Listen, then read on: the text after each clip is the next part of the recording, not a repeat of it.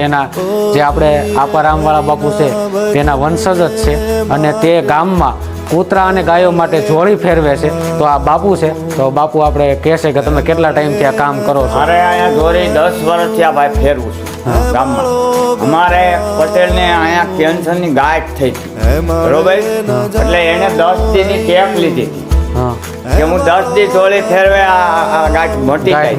એટલે એને મટી ગઈ. એ અહીંયા આવીને મને વાત કરી કે બાપુ આ રીતનું શું છે, 10 દી મારે જોડી ફેરવવાની, તમારે મારી ભેગું આવવાનું છે. એટલે હું 10 દી એની ભેગો ગયો, એની છે પૂરી થઈ ગઈ આ ટેપ.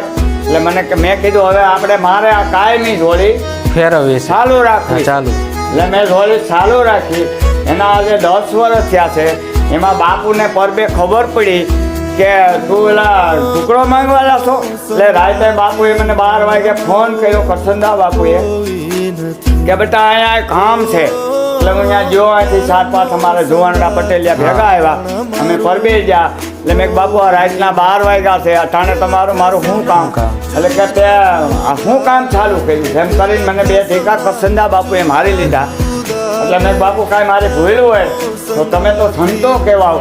કે નાના બેટા આવું તને કોણે આ સદબુદ્ધિ ઉજાડી? અરે મેં કીધું આ તમારા જે સંતોની દયા હોય તો આવી સદબુદ્ધિ પૂજે બાપુ, કે તે તો અમરમાંનો છેલ્લો બેટા રાખ્યો. આવું મને કરસનદા બાપુ બોલ્યા. અને અવારનવાર બાપુ અહીંયા આવે છે તો ગમે કામ હોય અમારે અહીં મંદિરે બાપુ અહીં પણ ફળિયામાં હેઠા બેસી જાય છે હાજરીમાં.